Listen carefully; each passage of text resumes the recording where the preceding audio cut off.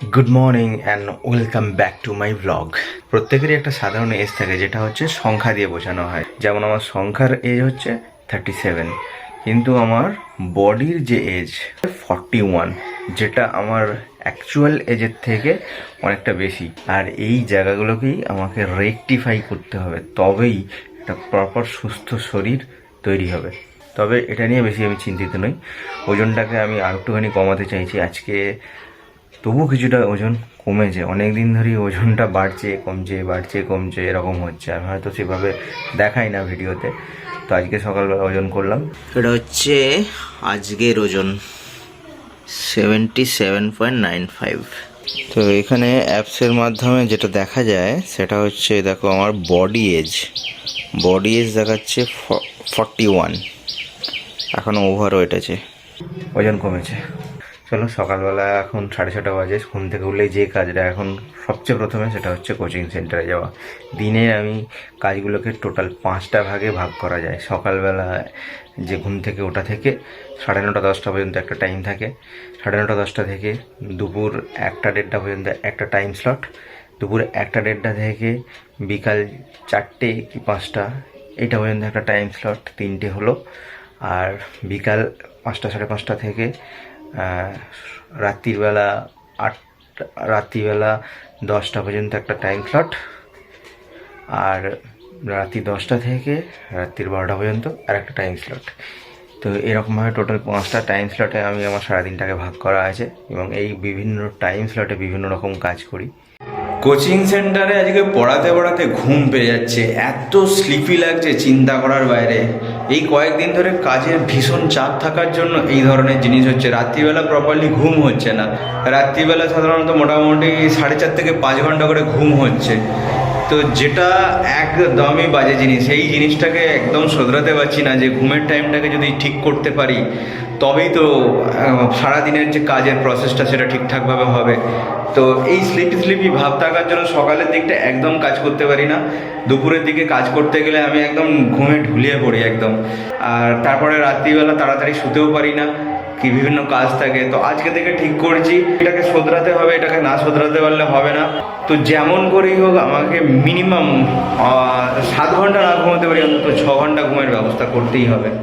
ওই বাইক রাখা আছে দূরে ছাওয়ার মধ্যে, বাঁশবাগানের ছাওয়া। আর এখানটায় আমার পার্কিংয়ের জায়গা। প্রচণ্ড রোদ্দুর, গরমকালে এত রোদ্দুর থাকে এখানে যে এখানে বাইক পার্কিং করা যায় না। চাবি কোথায় রাখলাম রে ভাই? মাথার চুলগুলো অনেক বড় হয়ে গেছে, চুলগুলো কাটতেও হবে।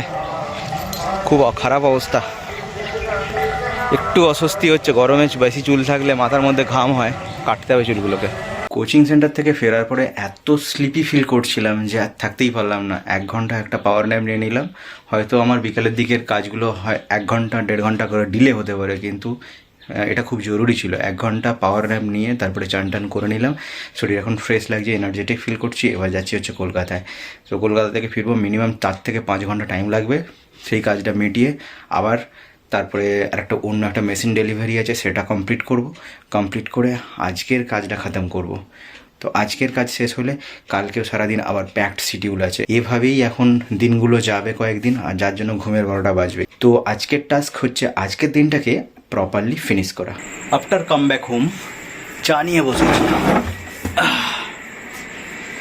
তো আজকে সারাদিনটা ভীষণভাবে হেক্টরিক গেল। মানে সকাল থেকে শুরু করে এখনও পর্যন্ত জাস্ট ভীষণভাবে চাপের মধ্য দিয়ে গেল। আর ভীষণভাবে রোদ্দুর ছিল, মুখের রোদ্দুরটা পড়ার জন্য মাথার যন্ত্রণা হচ্ছে। তো একটুখানি চা নিয়ে বসবো এবং এডিটিং শুরু করব। আজকের এডিটিংটা কমপ্লিট করব। আর দেখতে দেখতে আমার 100 সাবস্ক্রাইবার কমপ্লিট হয়ে গেল। থ্যাংক ইউ সবাইকে, একদম মনের ভিতর থেকে। এখন আমার হাতে অলরেডি 3-4টে ভিডিও অলরেডি এডিটিং পড়ে আছে, কিন্তু একটারও থাম্বনেল ক্রিয়েট করা হয়নি। তো থাম্বনেল ক্রিয়েট করাও একটা আর্ট। থাম্বনেল ক্রিয়েট করার জন্য অ্যাকচুয়ালি আমার কাছে ভালো কোনো সফটওয়্যার নেই। আমি পিক্সল্যাব সফটওয়্যার ইউজ করি, তবে খুব একটা যে সেটা ভালো তা নয়। আর এডিটিংয়ের জন্য আমি ইউজ করি হচ্ছে ফিল্মোরা 9। তো ডেস্কটপেও আর ল্যাপটপেও দুটোতেই ফিল্মোরা 9 ইউজ করি। ফিল্মোরা 9 মোটামুটি কাজের উপযুক্ত, কাজ করা যায়, কোনো অসুবিধা হয় না। কিন্তু পিক্সল্যাবে থাম্বনেল ক্রিয়েট করতে একটু অসুবিধা হয়, কখনো কখনো ফিল্মোরার সাহায্য নিতে হয় থাম্বনেল ক্রিয়েট করতে গেলে।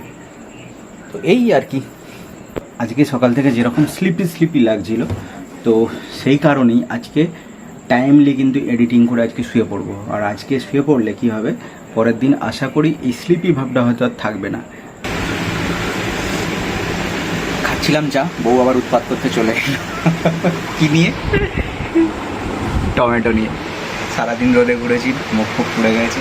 তবে হ্যাঁ, এইসব করে কিন্তু গ্ল্যামার অনেক বেড়ে গেছে, এটা কিন্তু মানতেই হবে। চলো শুরু করো। গেঞ্জিটা খুলবো না।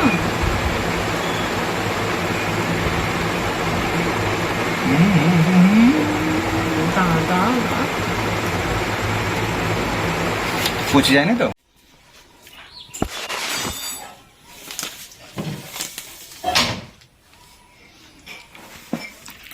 Good morning.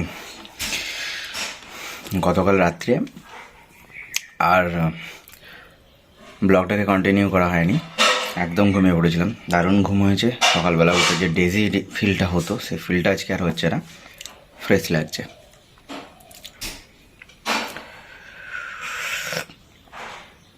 আশা করি আজকে সারাদিনটাও ঠিকঠাকই যাবে, ঘুমটা আর পাবে না। সকালবেলা থেকে যে ঘুমোতো সেটা আর হবে না।